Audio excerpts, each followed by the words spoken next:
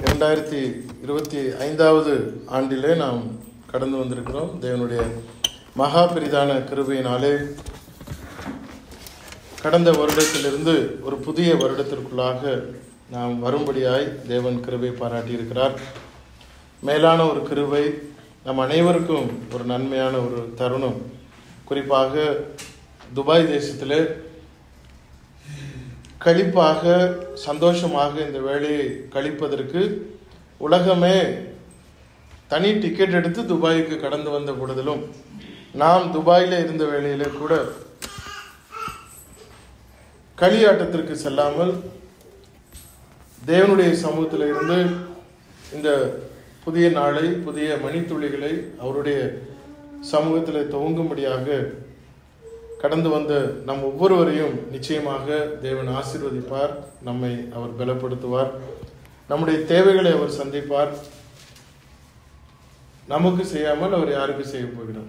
1 யோவான் 5:5 எப்பொழுதும் நான் மனதில் வைத்திருக்கிற ஒரு வசனம்.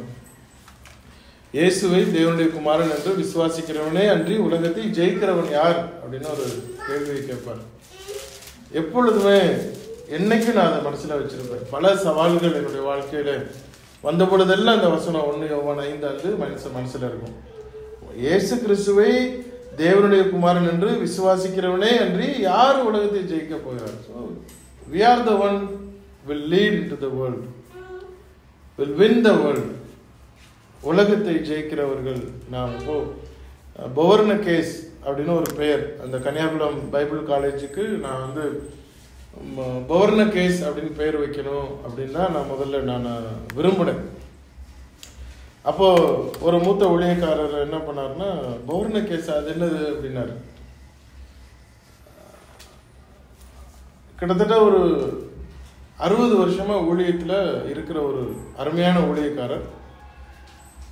பவர்ன கேஸ் அப்படி வச்சிடலாம் அப்படின்னா அவரு அது என்னது புதுசா இருக்கு, என்ன பேர் அப்படின்னாரு. எனக்கு ஒரு மாதிரி ஆயிடுச்சு. ஏன்னா அது ஏதோ ஒரு பேர் பைபிள்ல வந்து கிரேக்கில் இருக்கக்கூடியதுனால அது மனசுக்குள்ளார போகல. பட் யோவானுக்கும் யாக்கோவுக்கும் என்ன பட்ட பேர் இருந்ததுன்னா இடிமுழக்க மக்கள் அப்படின்னு பேர் இருந்தது. உலகத்தை கவிழ்த்து போடுகிறவர்கள் இங்கே வந்து விட்டார்கள் அப்படின்னு அப்போஸ்தலர்களுக்கு பெயர் கொடுக்கப்பட்டது. அதாவது கவிழ்ந்திருக்கிற உலகத்தை நேராக்குற ஒரு பெயர். ஆனால் உலகம் என்ன சொல்றதுன்னா கவிழ்த்து போடுகிறவர்கள். உலகத்தையே கவிழ்த்து போட்டுறாங்கப்பா, இவங்க வந்து கொஞ்ச நேரம் அவங்கள பேச விட்டீங்கன்னா நம்மளை மாத்திடுவாங்க. அப்போ தட் இஸ் த பவர். அந்த வார்த்தையிலே, பேசக்கூடிய வார்த்தையிலே அந்த மனிதர்களிடத்திலே அந்த ஒரு வைராக்கியமும் அந்த ஒரு வல்லமையும் அவர்களிடத்துல இருந்தது. ஏன் அப்படின்னா ஜீவனுள்ள வார்த்தை, ஜீவனுள்ள வார்த்தை. இது வந்து நீங்க எல்கேஜிக்கு போனால் ஒரு புக்கு, ஒரு வருஷத்தை முடிச்சு அடுத்த வருஷம் யூகேஜிக்கு போனால் இன்னொரு புக்கு, அதை முடிச்சு ஃபர்ஸ்ட் ஸ்டாண்டர்ட் போனால் இன்னொரு புக்கு, இப்படி ஒவ்வொரு வருஷத்துக்கும் போய் காலேஜ் முடிக்கிற வரைக்கும் ஒவ்வொரு வருஷமும் ஒவ்வொரு புக்கு தான் கொடுக்குறாங்களே ஒழிய ஒரு நாளும் ஒரே புக்கு நம்ம படிக்கிறதே கிடையாது. ஏன்னா அதை படிச்சு முடிச்சிருவோம். ஆனால் பைபிள் எத்தனை வருஷம் ஆனாலும் அதே புக்கை தான் நம்ம படிச்சுக்கிட்டு இருக்கிறோம். இன்னைக்கு படிச்சு முடிஞ்சுதானா? இல்லை. காரணம் என்னன்னா அது ஜீவ வார்த்தை, அது உயிரோடு இருந்துகிட்டே இருக்கு. Everyday it speaks. நேற்று நீங்க படிச்ச ஒரு வசனம், அதே வசனத்தை இன்னைக்கு படிக்கும் பொழுது நேற்று நீங்க புரிஞ்சுக்கிட்ட முறை இன்னைக்கு வேற மாதிரி இருக்கு. சின்ன வயசுல இருந்து என் ஆத்துமாவே கர்த்தரை ஸ்தோத்திரி, என் முழு உள்ளமே அவருடைய பரிசுத்த நாமத்தை ஸ்தோத்திரி, என் ஆத்துமாவே கர்த்தரை ஸ்தோத்திரி, அவர் செய்த சகல உபகாரங்களையும் மறவாது அப்படின்னு மனப்பாடமா எல்லாருக்கும் தெரியும். இன்னைக்கு காலையில ஒருத்தர் அந்த வசனத்தை அனுப்புறாரு, அவர் செய்த சகல உபகாரங்களே மறவாது அப்படின்னு 2024 2025 அப்படின்னு போட்டு அதை அனுப்பும் பொழுது என் ஆத்மாவே கர்த்தரை ஸ்தோத்திரி, அவர் செய்த சகல உபகாரங்களே மறவாதே அப்படின்னா இன்னைக்கு அந்த வசனத்துக்கு ஒரு உயிரோட்டம். ஆமா, நான் மறக்க முடியுமா? அவர் செய்த உபகாரங்களை நான் மறக்க முடியுமா? 2024 அவர் செய்த உபகாரங்களை மறக்க முடியுமா? முடியவே முடியாது. அந்த வசனம் ஒவ்வொரு தடவையும் நமக்கு என்ன கம்யூனிகேட் பண்ணிக்கிட்டு இருந்ததோ, ஆனால் இன்னைக்கு அந்த வசனத்தை படிக்கும் பொழுது இப்படி ஒரு புதிய கோணம் இன்னைக்கு தான் நமக்கு தெரியுது. ஏன்னா ஒவ்வொரு சூழலிலும் அந்த வசனம் நம்மை பண்படுத்தி கொண்டே இருக்கிறது, உழுது கொண்டே இருக்கிறது. அந்த ஹார்ட் சாயிலை திரும்பவும் அது சாஃப்ட் பண்ணுது. மறுபடியும் புதிய விதை, மறுபடியும் அது வளருது, மறுபடியும் செடி கொடுக்குது, கனி கொடுக்குது. வளருவதற்கு அது இந்த நிலத்தை பண்படுத்தி கொண்டே இருக்கிறது. முள்ளுள்ள இடங்களா இருக்கட்டும், பாறையான இடங்களா இருக்கட்டும், வழிப்போக்கமான இடம் இருக்கட்டும், இந்த 3 இடத்துலையும் விதை விழுந்துருச்சுன்னா அதை சும்மா விட்டுற முடியுமானா கிடையாது. முள்ளுள்ள இடமா இருந்தால் முள்ளை எடுத்து போட்டு அந்த இடத்தை பதப்படுத்தணும். பாறையான இடமா இருந்ததுன்னா விதை விழுந்துருச்சு, விதை அந்த இடத்துல வேர் விடுறதுக்கு பாறையை கொத்தி அதை மண்ணாக்கி அதை சரிப்படுத்தி விடணும். வழிப்போக்கமா இருந்ததுன்னா அந்த வழிப்போக்கத்தை நமக்கு பிரயோஜனமாக மாற்றணும். இதுதான் ஊழியர்களுடைய வேலையை நம்ம பண்றோம். இப்போ விதை விழுந்து விட்டது, அந்த விதையிலே விதை வீணாகாமல் இருப்பதற்கு நாம் என்ன செய்யலாம், அதான் நம்முடைய நோக்கமா இருக்கிறது. இன்னைக்கு நான் எடுத்திருக்கிற தலைப்பு அன்பிலே நிலைத்திருங்கள் அப்படின்னு ஒரு தலைப்பு தான் நான் இன்னைக்கு முதலாவது இந்த வருஷத்தின் செய்தியா நான் எடுக்கிறேன். இது நான் ஒரு 2-3 வாரமாக இந்த வார்த்தை மனசுக்குள்ள ஓடிக்கிட்டே இருந்தது. அன்பிலே நிலைத்திருங்கள், அன்பிலே நிலைத்திருங்கள். அப்போ நம்ம உடனே நினைப்போம் அன்பிலே நிலைத்திருங்கள்னா ரைட்டு, நம்ம இப்போ என்மைட்டி கூடுதலாயிருச்சு, விரோதங்கள் கூடுதலாயிருச்சு, பொறாமை கூடுதலாயிருச்சு, நமக்கு அன்பு குறைந்து விட்டது, அதனால அன்பை பேச வேண்டிய ஒரு காலத்துல நம்ம வந்திருக்கிறோம் அப்படின்னா இல்லை, என்னைக்குமே இருக்கத்தான் போகுது. அப்பாவுக்கு விரோதமா மகனும், மாமிக்கு விரோதமா மருமகளும், அம்மா தாய்க்கு விரோதமாக மகளும், இந்த எல்லாம் எப்பொழுதுமே அந்த அன்பு குறைந்து கொண்டே தான் இருக்கும். இயேசு கிறிஸ்து வரும் பொழுது விசுவாசத்தை காண்பார்வோ அப்படின்னா ஒவ்வொருத்தரும் பிச்சு திங்கக்கூடிய அளவிற்கு அன்பு குறைந்து கொண்டே தான் இருக்கும் அப்படிங்கிறதை வேதாவும் தெளிவா சொல்லுகிறது. நான் அதை குறித்து பேசவில்லை. அன்பு நிலைத்திரு, அன்பு நிலைத்து அப்படிங்கிற அந்த 2 பதத்தையும் பைபிள்ல சர்ச் பண்ணும் பொழுது பழைய ஏற்பாட்டில் அந்த 2ம் எங்கேயுமே இல்லை. பழைய ஏற்பாட்டில் இல்லை, புதிய ஏற்பாட்டில் மாத்திரம்தான் இருக்கு. அதுவும் புதிய ஏற்பாட்டில் 6 இடத்துல தான் இருந்தது. ஒன்லி அட் 6 places இந்த அன்பிலே நிலைத்திரு அந்த கான்டெக்ட்ல 6 வசனம் தான் இருக்கு புதிய ஏற்பாட்டில் மாத்திரம். ஃபர்ஸ்ட் எங்க வருது அப்படின்னா யோவான் 15:9 வருது. அது யாராவது வாசிங்க. யோவான் 15:9. பிதா என்னிலும் அன்பாயிருக்கிறது போல நானும் உங்களில் அன்பாயிருக்கிறேன், என்னுடைய அன்பிலே நிலைத்திருங்கள். ரைட். பிதா என்னில் அன்பா இருக்கிறது போல நானும் உங்களில் அன்பா இருக்கிறேன், என்னுடைய அன்பிலே நிலைத்திருங்கள். நான் அந்த 6 வசனத்தையும் எந்தெந்த இடத்துல இருக்குன்னு சொல்லிடுறேன். உங்க பதிவு அவசியப்பட்டால் எழுதி வைத்துக் கொள்ளுங்கள். ஆனா இன்றைய என்னுடைய செய்தி இந்த வசனத்தின் அடிப்படையில தான். யோவான் 15:9 தான் அடிப்படையா இருக்கு. வேற எங்கெல்லாம் இருக்கு அப்படின்னா 15:10 அடுத்த வசனத்திலேயே இருக்கு. 15:10 எபேசியர் 3:17 இருக்கு. 1 தெசலோனிக்கேயர் 3:12 இருக்கு. 1 தீமோத்தேயு 2:15 இருக்கு. கடைசியா 1 யோவான் 4:16 இருக்கு. அன்பிலே நிலைத்திருங்கள் அப்படின்னு. அன்பு செலுத்துங்கள் அப்படின்னு நான் சொல்லல. there is a difference in meaning. அன்பு செலுத்துங்கள் அப்படிங்கிறது வேற. அதுதான் வழக்கமா எல்லாரும் சொல்றது. அன்பாயிரு, கோவப்படாத, சங்கடப்படாத, எரிஞ்சு விடாத, அதை பத்தி நான் சொல்லல. நான் சொல்றது அன்பிலே நிலைத்திருங்கள் அப்படிங்கிறது. எப்படிப்பட்ட அன்பிலே நிலைத்திருங்கள்? அந்த வசனம் என்ன சொல்றது பாருங்க. யோவான் 15:9 பிதா என்னில் அன்பா இருக்கிறது போல நானும் உங்களில் அன்பா இருக்கிறேன். யாருடைய அன்பிலே நிலைத்திருக்கணும்? என்னுடைய அன்பிலே. இயேசு கிறிஸ்து சொல்றாரு, இயேசு கிறிஸ்துவின் அன்பிலே நிலைத்திருங்கள். அந்த வார்த்தை புரியுதா? அன்பை செலுத்துங்கள் அப்படிங்கிறது அல்ல நம்முடைய டாபிக். அன்பை செலுத்துங்கள் அப்படிங்கிறது அல்ல நம்முடைய டாபிக். அன்பிலே நிலைத்திருங்கள் அப்படின்னா எது அன்பு அப்படின்னு நம்ம தெரிந்திருந்தால்தான் அந்த அன்பிலே நாம் நிலைத்திருக்க முடியும். எது அன்பு? இயேசு கிறிஸ்து என்ன சொல்றாரு? என்னுடைய அப்பா எனக்கிட்ட எப்படி அன்பா இருந்தாரோ நான் உங்கள்கிட்ட அப்படியே இருக்கிறேன், அதே மாதிரி நீங்க என்னுடைய அன்பிலே நீங்க நிலைத்திருங்கள் அப்படின்னு கேட்கிறார். இப்ப கேள்வி என்ன? ஒரு சாதாரண மனுஷனா, லேமேன், ஒரு சாதாரண மனுஷனா ஒரு உலகத்தை நீங்க பாக்குறீங்க அப்படின் பொழுது ஒரு வாலிப பையனை பார்த்து, திருமணம் ஆகாத ஒரு வாலிப பையனை பார்த்து 30 வயது கடந்த திருமணமாகாத ஒரு வாலிப பையனை பார்த்து அவனுடைய அப்பா அவனை பத்தி உலக மக்கள்கிட்ட என்னன்னு சொல்லுவார்? ஒரு 10 வயசு அல்லது 5 வயது பையனை பார்த்து சொல்லுகிற ஒரு வார்த்தையும், 13 வயசுக்கு அப்புறம் ஒரு பையனை பார்த்து அப்பா சொல்லுகிற வார்த்தையும், 20 வயசு கழிந்து ஒரு பையனை பார்த்து அப்பா சொல்லுகிற வார்த்தையும், திருமணமாகாம 30 வயசுல இருக்கிற ஒரு வாலிபனை பார்த்து அந்த அப்பா பொது மக்களிடத்துல தன்னுடைய பையனை குறித்து என்ன சொல்லுவார்? தட்டச்சோறு, ஊருக்கு பாரமா சுத்திக்கிட்டு இருக்கான், குடும்பத்துக்கு பாரமா சுத்திட்டு இருக்கான், ஒரு பிரயோஜனமும் இல்லை, வெட்டி பேச்சு பேசிக்கிட்டு இருக்கிறான். வழக்கமா நடக்கிறது நம்முடைய வாழ்க்கையில நம்ம பாக்குறது. நம்ம என்னன்னா, ஒரு 24 வயசு ஆயிடுச்சா, 25 வயசு ஆயிடுச்சா, அவன் வேலைக்கு போகணும், படிச்சு முடிக்கணும், அவனுக்கு ஒரு பொறுப்பு இருக்கணும், சம்பாதிக்க ஆரம்பிக்கணும், அவனுக்கு திருமணம் நடக்கணும், அவன் குடும்பத்தை பார்த்துக்கணும். அந்த ஒரு பொறுப்பை சமுதாயம் எதிர்பார்க்கிறது. 30 வயது வேதாகம காலத்திலே 30 அப்படிங்கிறது அப்பதான் ஒரு ஆண் அப்படின்னு சொல்லக்கூடிய ஒரு வயது. மெச்சூர்டு வயது அப்படிங்கிறது 30 வேதாகமத்தை பொறுத்த வரைக்கும். இப்போ இந்த காலத்துல 18 அப்படிங்கிறது ஒரு ஆண். 18 வந்தா ஒரு மெச்சூர்டு பர்சன் அப்படின்னு அரசாங்கம் சொல்லுகிறது. இந்த 18 குறைக்கணும் அப்படின்னு இப்போ பேச்சு வருது. ஏன்னா 18 வயசுல ஒரு பையன் பயங்கர பெருசா இருக்கிறான், அது வரைக்கும் லைசன்ஸ் எடுக்க முடியல அவனால. ஆனா அவன் 10 வயசுலயே ஆள் பார்க்க பெரிய ஆளா இருக்கிறான். அப்போ 15 வயசு 16 வயசுலலாம் லைசன்ஸ் கொடுக்கணும் அப்படின்னு ஒரு பேச்சு இப்போ எழுந்து இருக்கிறது.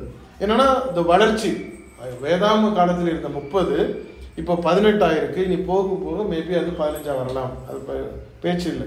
இப்போ தேவன் எப்படி இயேசு கிறிஸ்துவில் அன்பு செலுத்தினாரோ, இயேசு கிறிஸ்து சொல்றாரு, நான் அது போல உங்களுக்கு செலுத்தினேன், என்னுடைய அன்பிலே நிலைத்திருங்கள். அப்படின்னா பிதாவானவர் இயேசுவிடத்தில் எப்படி அன்பு செலுத்தினார் அப்பதான் நமக்கு தெரியும். எப்படி அன்பு செலுத்தினார்? மத்தேயு 3வது அதிகாரம் 17வது வசனத்துல பாருங்க. மத்தேயு 3:17.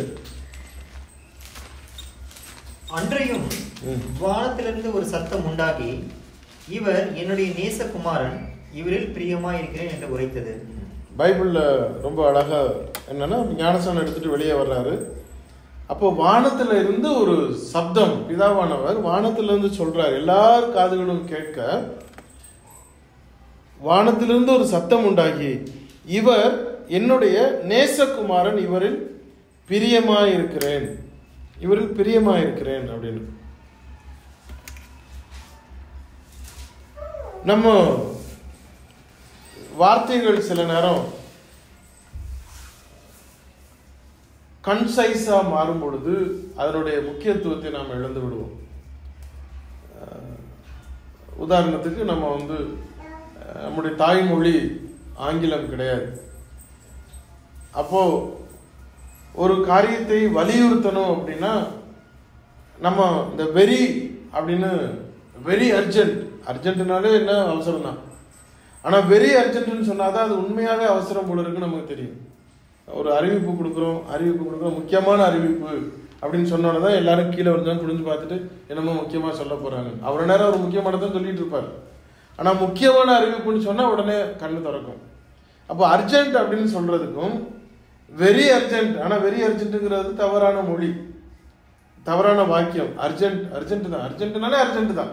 அதை வெரி அர்ஜென்ட்னு சொன்னாதான் நம்ம புரிஞ்சுக்கக்கூடிய ஒரு மனப்போக்கத்தில் இருக்கிறதுனால இந்த வார்த்தையை நான் சொல்றேன்.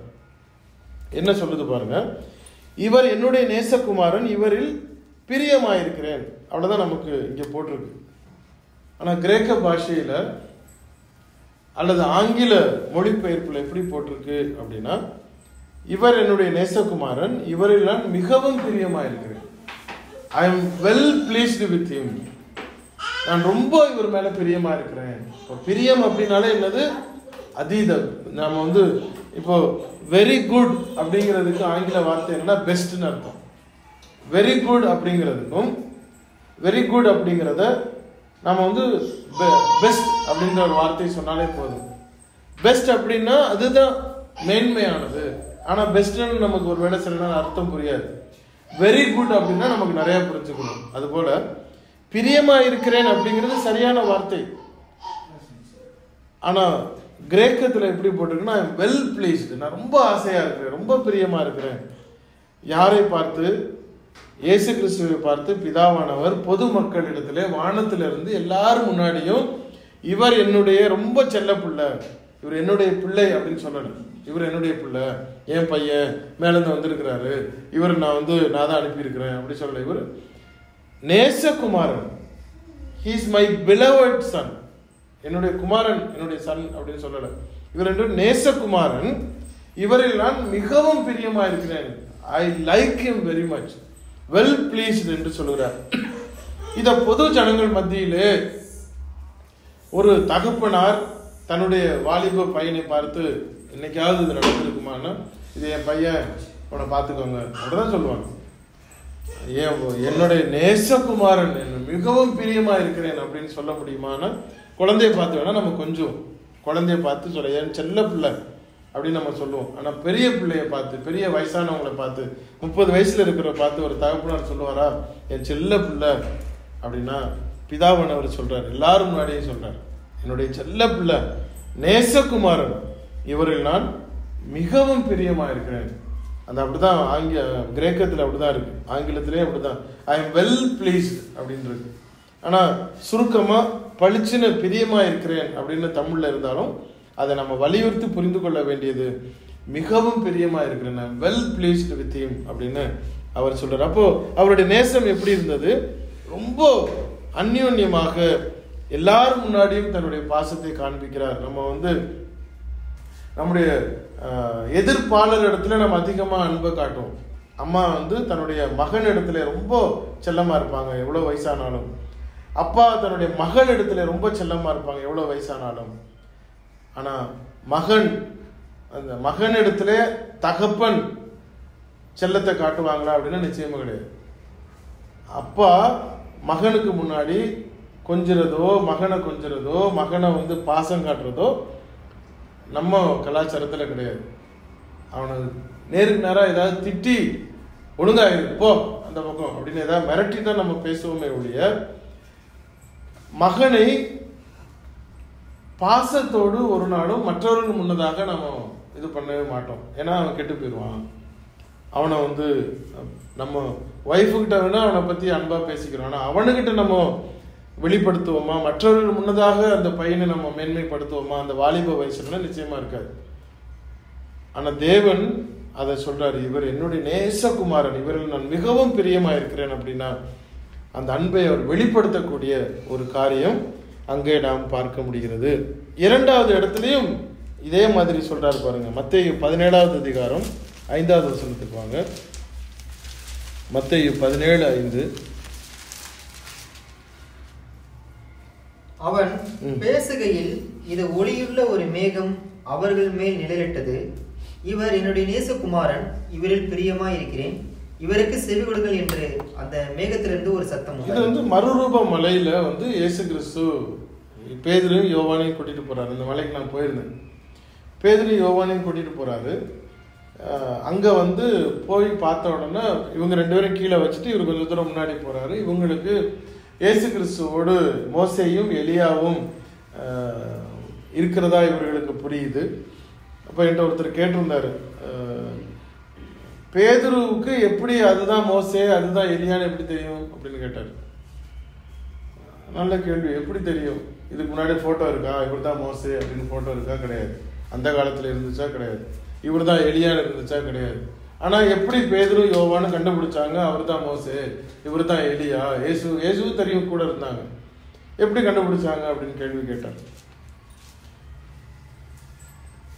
ஓகே, அந்த சப்ஜெக்ட் இல்லை. இப்போ நமக்கு மோசேயும் எலியாவும் இயேசு கிறிஸ்துவோட இருந்த உடனே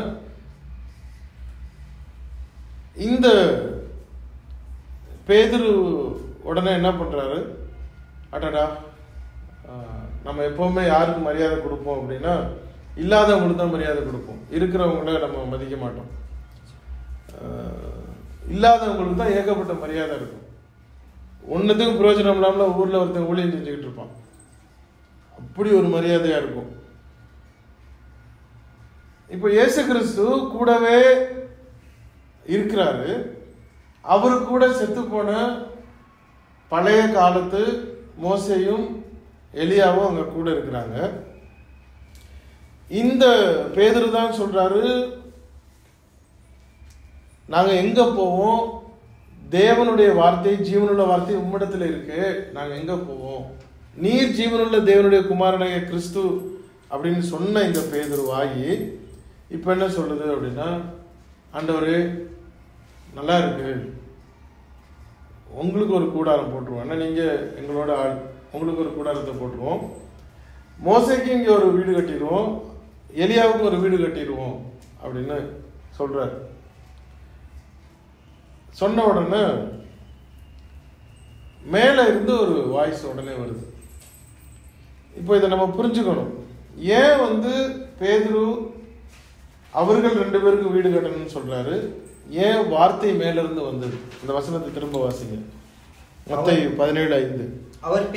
அவன் பேசுகையில் இதோ ஒளியுள்ள ஒரு மேகம் அவர்கள் மேல் நிழலிட்டது, இவர் என்னுடைய நேசகுமாரன், இவரில் பிரியமா இருக்கிறேன், இவருக்கு செவி கொடுங்கள் என்று அந்த மேகத்திலிருந்து ஒரு சத்தம் உண்டாயிற்று. 4வது வசனத்தை நான் வாசிக்கிறேன். அப்பொழுது பேதுரு இயேசுவை நோக்கி, ஆண்டவரே, நாம் இங்கே இருக்கிறது நல்லது, உமக்கு சித்தமானால் இங்கே உமக்கு ஒரு கூடாரம், மோசேக்கு ஒரு கூடாரம், எலியாவுக்கு ஒரு கூடாரமாக 3 கூடாரங்களை போடுவோம் என்றான்.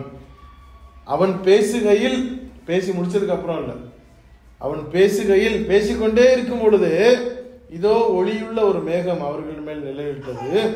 அப்ப சொல்றாரு, இவர் என்னுடைய நேசகுமாரன், இவரில் பிரியமா இருக்கிறேன். அதோடு நின்னாரானா என்ன சொல்றாரு? இவருக்கு செவி கொடு, மோசேக்கும் எலியாவையும் நீ பார்க்காத, இயேசு கிறிஸ்துவுக்கு நீ செவி கொடு. இவர் முக்கியமானவர், விட்டுட்டு போனவங்க அல்ல, மோசே அல்ல, எலியா அல்ல. நீ இன்னைக்கு அவங்க இறந்து போனவங்களை நீ பார்த்துட்ட அப்படின்னு இயேசு கிறிஸ்துக்குள்ள இம்பார்ட்டன்ஸை விட்டுட்டு டக்குன்னு உன்னோட இம்பார்ட்டன்ஸ் எங்க போயிருச்சு? மோசேக்கு பக்கம் போயிருச்சு, எலியா பக்கம் போயிருச்சு. நீங்க சரி இருங்க, எங்க உள்ளூர்காரர் உங்களுக்கு ஒரு கூடாரத்தை போட்டுருவோம், பிரச்சனை இல்லை. ஆனா அவங்க 2 பேருக்கும் ஆளுக்கு ஒரு கூடாரத்தை போட்டுருவோம். அப்போ 3 பேருட்டு நம்ம போறது வர்றது பேசிக்கிட்டே இருக்கலாம். அப்போ இம்பார்ட்டன்ஸ், முக்கியத்துவம் இயேசு கிறிஸ்துவை விட்டு மற்ற 2 பேருக்கும் அந்த முக்கியத்துவம் மாறின பொழுது, அந்த கவனம் மாறின பொழுது மேல இருந்து ஒரு வார்த்தை வருது, நீ மோசையை பார்க்காத, எலியாவை பார்க்காத, இயேசு கிறிஸ்துவை பாரு, இவர் தான் என்னுடைய நேசகுமாரன், இவருக்கு செவி கொடுங்கள், இவர் நான் மிகவும் பிரியமா இருக்கிறேன், ஐ எம் வெல் பிளீஸ்ட் அப்படிங்கிற வார்த்தை இந்த இடத்துலயும் வருகிறது. பல நேரங்கள்ல நமக்கு கனவு வந்துருச்சு, தரிசனம் கண்டுட்டேன், என்னை ஆண்டவர் இதை எனக்கு காண்பிச்சுட்டாரு, அதை எனக்கு காண்பிச்சுட்டாரு, எங்க ஊழியக்காரருக்கு இதை காண்பிச்சுட்டாரு, காலையில எந்திரிச்சோன்னு பிரகாச ஒளி வந்தது, தரிசனம் கண்டுட்டேன் அப்படின்னு என்னத்தையாவது கதையெல்லாம் விடுவாங்க. ஆனா பைபிள் பூர்வமா ஒரு விஷயத்த உங்களுக்கு நான் சொல்றேன், அதை குறிச்சுக்கோங்க, பின்னாடி உங்களுக்கு அது பிரயோஜனமா இருக்கும். 2 பேதுரு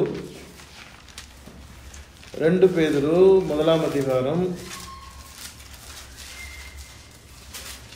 18-19 வாசிங்க. 2 பேதுரு 1ஆம் அதிகாரம் 18-19. அவரோடு நாங்கள் பரிசுத்த பர்வதத்தில் இருக்கையில் வானத்திலிருந்து பிறந்த அந்த சத்தத்தை கேட்டோம். அதிக உறுதியான தீர்க்க தரிசன வசனமும் நமக்கு உண்டு. பொழுது விழுந்து விடிவெள்ளி உங்கள் இதயங்களின் புதிக்கமளவும் இருளுள்ள ஸ்தலத்திலே பிரகாசிக்கிற விலைக்கு போன்ற வசனத்தை கவனித்திருப்பது நலமாயிருக்கும். கவனிச்சிங்களா? நாங்க வானத்திலிருந்து அந்த தரிசனத்தை நாங்க பார்த்தோம். அந்த பேதுரு பல வருஷங்களுக்கு அப்புறம் எழுதும் பொழுது எப்படி எழுதுறாரு? நாங்க அந்த சத்தத்தை கேட்டோம், அதை பார்த்தோம், ஆனால் அது முக்கியம் இல்லை, அதிக உறுதியான தீர்க்க தரிசன வசனம் நமக்கு இருக்கு.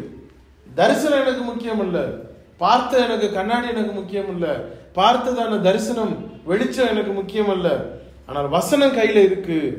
அதிக உறுதியான தீர்க்க தரிசன வசனம் நமக்கு உண்டு. இதெல்லாம் முக்கியம், தரிசனம் அல்ல.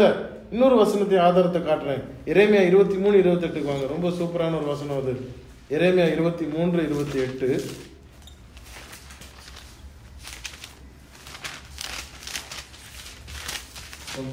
சொப்பனம் கண்ட தீர்க்கதரிசி சொப்பனத்தை விவரிப்பானாக, என் வார்த்தை இல்லவனோ என் வார்த்தையை உண்மையாய் சொல்வானாக, கோதுமைக்கு முன் பதர் எம்மாத்திரம் என்று கர்த்தர் சொல்லுகிறார். அவனுக்கு சொப்பனம் வந்துச்சா சொல்லு, தீர்க்க தரிசனம் வந்துச்சா சொல்லு. பழைய ஏற்பாட்டை சொல்லிட்டு இருக்கிறார்.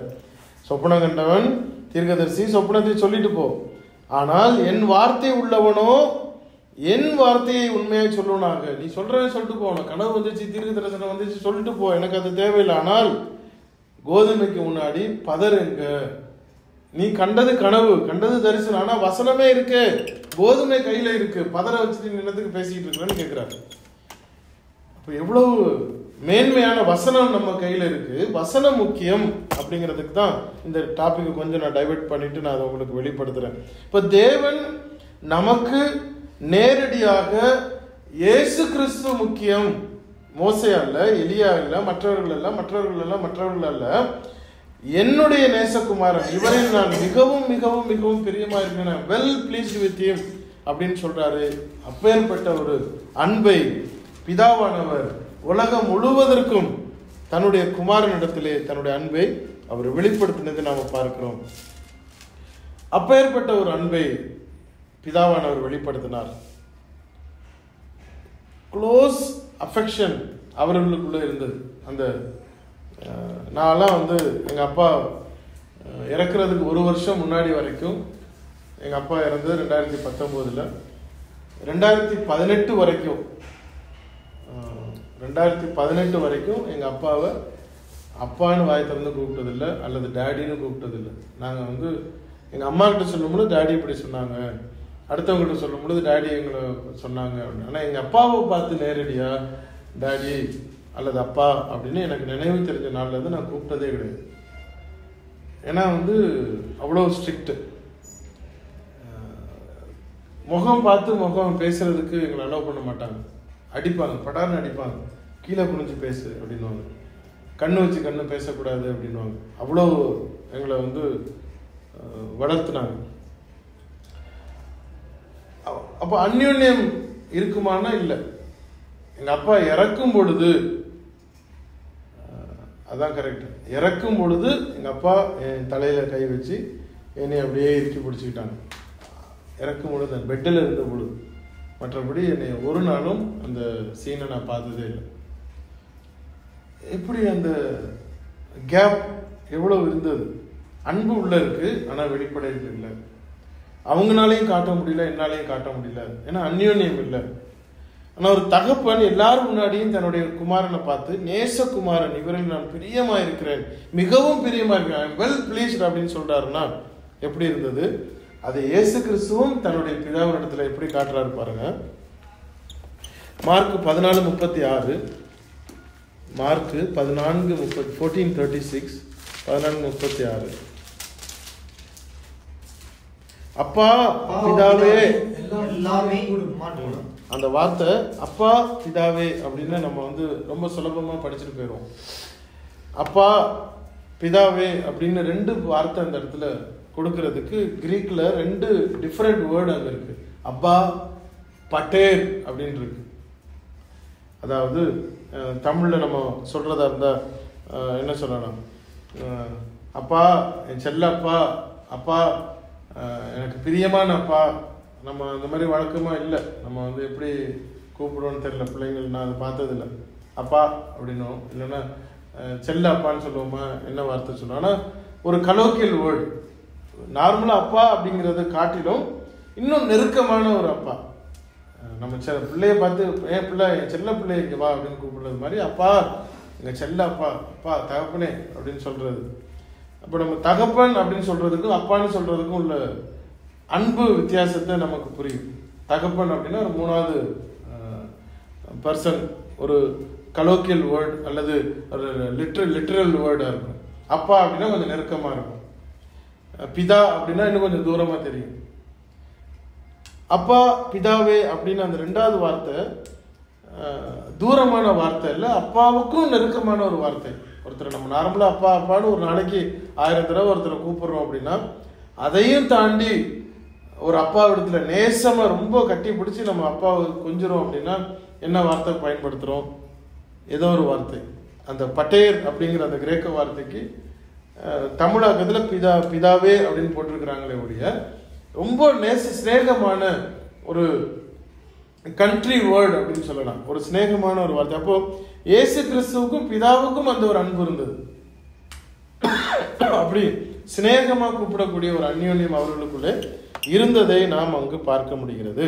ரோமர் 8:15 வாசிங்க. ரோமர் 8:15. அந்தபடி திரும்பவும் பயப்படுவதற்கு நீங்கள் அடிமைத்தனத்தின் ஆவியை பெறாமல் அப்பா பிதாவே என்று கூப்பிட பண்ணுகிற புத்திர சுவிகாரத்தின் ஆவி, அந்த மாதிரியான ஒரு ஆவியை நம்மகிட்டே கொடுத்திருக்கிறார். இயேசு கிறிஸ்து எந்த அளவிற்கு பிதாவினிடத்திலே சிநேகமாக, அன்பாக, டச்சிங்காக இருந்தாரோ, அதே போல அப்பா பிதாவே அப்படிங்கிற கூப்பிடக்கூடிய அளவிற்கு நமக்கு அந்த அதே ஆவியை அவர் கொடுத்திருக்கிறார் என்பதை நமக்கு அவர் சொல்லிக் கொடுக்கிறார். பிதா எப்படி தன்னுடைய அன்பை வெளிப்படுத்தினார், குமாரன் எப்படி பிதாவினிடத்தில் அன்பை வெளிப்படுத்தினார். இப்போ அதையும் தாண்டி நாம் கவனிக்க வேண்டியது, பொது வழியிலே எல்லார் முன்னதாகவும் தன்னுடைய குமாரனின் செயல்பாட்டை அவர் அங்கீகரிக்கிறார். இவர் நம்ம மேடையில் என்னுடைய பிள்ளை இவன் சொல்றதெல்லாம் கேளுங்க அப்படின்னு சொல்ற என்ன அர்த்தம்னா, அந்த பிள்ளை சொல்றதெல்லாம் சரி அப்படிங்கிறதை நான் ஏற்றுக்கொள்கிறேன். அவன் சொல்றதெல்லாம் நீங்க செய்யுங்க. மரியாதை பார்த்து மரியாதை சொல்றாங்க, அவர் என்ன சொல்றாரோ அதை செய் அப்படின்னு சொல்லிட்டு போயிட்டாங்க. அப்படின்னு என்ன அர்த்தம்? இயேசு கிறிஸ்துவனுடைய செயல்பாடு எல்லாம் நல்லதுதான், அவர் என்ன சொல்றாரோ செய்யுங்க, முழுமையான அக்செப்டன்ஸ். இப்போ பிதாவானவர் இவர் என்னுடைய நேசகுமாரன், இவருக்கு செவி கொடுங்கள் அப்படின்னு எப்போ அவர் சொன்னாரோ முழுவதுமாக அவர் அங்கீகரித்திருக்கிறார். Completely he is recognized, completely he is attested. முழுமையாக அவர் பிதாவானவரால் ஏற்றெடுக்கப்பட்டவர். அந்த அன்பு அங்கே இருக்கு. நம்முடைய பிள்ளைகிட்ட சொல்லுவோம், அவன் எல்லாம் செய்யுங்க ஆனால் கவனமா இருக்கு அப்படின்னு சொல்லிட்டு போயிடுவாங்க. பையன் நல்லவன் தான், இருந்தாலும் கொஞ்சம் கவனமா இருங்க, சூசகமா நடந்துக்கோங்கன்னு சொல்லிட்டு போயிடுவாங்க. அப்படி அல்ல, முழுமையாக இயேசு கிறிஸ்து என்ன செய்தாரோ எல்லாவற்றையும் பிதாவானவர் அங்கீகரித்தார். அது மாத்திரம் இல்லாம பிதாவானவர் இன்னொரு வார்த்தை சொல்லியிருக்கிறாரு. ரோமர் 8:1 வாசிங்க. ஆனபடியால் கிறிஸ்து இயேசுக்குட்பட்டவர்களாய் இருந்து மாம்சத்தின்படி நடவாமல் ஆவியின்படி நடக்கிறவர்களுக்கு ஆக்கினை தீர்ப்பில்லை. பிதாவானவர் எப்படி ஒரு காரியத்தை சொல்றாரு பாருங்க. என்னுடைய குமாரன் சொல்லுவதை நீங்கள் அப்படியே கேட்டீங்க அப்படின்னா உங்களுக்கு தண்டனை இல்லை அப்படிங்கிறதையும் அவர் சொல்றாரு. எவ்வளோ பெரிய ஒரு கிளாரிட்டி பாருங்க. அப்படின்னா நீங்க என்னுடைய குமாரன் சொன்னது அத்தனைக்கு நீங்க அப்படியே செஞ்சிட்டீங்க அப்படின்னா உங்களுக்கு எந்த தண்டனையுமே இல்லை அப்படிங்கிறத ஒரு பிதாவானவர் சொல்றாருன்னா, அவருக்கும் மகனுக்கும் உள்ள அன்பு, மகனுக்கும் பிதாவுக்கும் உள்ள அன்பு, இதுதான் பிதா என்னில் அன்பா இருந்தது போல நான் உங்களிலும் இருக்கிறேன். அப்படின்னா என்னெல்லாம் இயேசு கிறிஸ்துவுக்கு கிடைச்சதோ அதெல்லாம் அவருக்கு நமக்கும் கொடுத்தாரு. எதெல்லாம் இயேசு கிறிஸ்து சொன்னாரோ அதெல்லாம் நாம் கீழ்ப்படிந்தா நமக்கு ஆக்கினை தீர்ப்பு இல்லை அப்படிங்கிறதையும் தெளிவுபடுத்துகிறார். இன்னொரு விஷயத்தை நான் சொல்லுகிறேன். யோவான் 17:24 வரும் பொழுது, பிதாவே, உலக தோற்றத்துக்கு முன் நீர் என்னில் அன்பா இருந்தபடியினால் நீர் எனக்கு தந்த என்னுடைய மகிமையை நீர் எனக்கு தந்தவர்கள் காணும்படியாக நான் எங்கே இருக்கிறேனோ அங்கே அவர்களும் என்னோட கூட இருக்க விரும்புகிறேன். தேவனுக்கு என்னவெல்லாம், இயேசு கிறிஸ்துவுக்கு என்னவெல்லாம் பிதாவானவர் கொடுத்தாரோ அதையெல்லாம் நமக்கு எதையும் மறைக்காமல் அப்படியே நமக்கு கொடுக்கிறாருன்னா அவர் எவ்வளவு பெரிய அன்பை நமக்கு அவர் காண்பித்திருக்கிறார். நமக்கு எதையாவது மறைச்சாரா? எதையும் மறைக்கல. எல்லாவற்றையும் அவர் நமக்கு சொல்லி கொடுத்தார். எதையாவது நமக்கு தடை பண்ணினாரா? கிடையாது. எல்லாவற்றையும் அவர் நமக்கு கொடுத்து விட்டு சென்றார். அவர் நமக்கு பிதாவினிடத்துல நம்ம வளர்றோம் அப்படின்னு சொன்னா வழக்கமா அந்த ரிசல்ட் நமக்கு தான் வரணும்னு நம்ம எதிர்பார்ப்போம். நான் உழைச்சேன், நான் சம்பாதிச்சேன், நான் சேமிச்சேன், இது என்னுடைய ராஜ்யம், என் பேர் தான் வரணும், என் பேர் தான் இங்க கொட்டை இடத்துல போடணும் அப்படின்னு நம்ம நினைப்போம். ஆனா இயேசு கிறிஸ்து என்ன சொன்னாரு? யோவான் 14:6 என்ன சொல்லுது? 14:6. அதற்கு இயேசு, நானே வழியும் சத்தியமும் ஜீவனுமாய் இருக்கிறேன், என்னே இல்லாமல் ஒருவனும் பிதாவினிடத்தில் வரான். நானே வழியும் சத்தியமும் ஜீவனுமாய் இருக்கிறேன். எதுக்கு? என்னாலே அல்லாமல் ஒருவனும் பிதாவினிடத்துல போக முடியாது. அப்படின்னா அல்டிமேட்லி நம்முடைய பிரயாணம் பிதாவினிடத்துல இருக்கிறது. ஏன் மூலமா நீங்க அங்க போறீங்க அப்படின்னு எப்படி யோவான் ஸ்நானன் தன்னுடைய சீஷர்களை இயேசு கிறிஸ்துக்கு பின்னாடி அனுப்பினானோ, இயேசு கிறிஸ்து என்ன சொல்றாரு? நீ ஏன் பின்னாடி வா, உன்னை கொண்டு போய் பிதாவினிடத்துல கொண்டு போய் சேர்க்கிறேன். அப்போ இயேசு கிறிஸ்து நமக்கு என்ன அவசியமோ எல்லாவற்றையும் அவர் கொடுக்கிறார். நமக்கு என்ன தேவையோ எல்லாவற்றையும் அவர் கொடுக்கிறார். நாம் பரலோகத்துக்கு போவதற்கு தேவையான எல்லா ஆலோசனையும் அவர் கொடுக்கிறார். கடைசியாக அவர் என்ன பண்ணாரு? அவர் தன்னுடைய ஜீவனையும் நமக்கு கொடுத்தாரு. அது மாத்திரமா, நம்மை அப்படியே அவர் ஏற்றுக்கொள்கிறார். நாம பாவிகளாக இருக்கும் பொழுது, அக்கிரமக்காரர்களாக இருக்கும் பொழுது, துரோகிகளாக இருந்த பொழுது, நாம் மோசமானவர்களாக இருந்த பொழுது, விரோதியாக இருந்த பொழுது, அப்பொழுதே அவர் எனக்காக நமக்காக அவர் மரித்தார். அப்படின்னா நாம் நினைக்கிறது என்ன?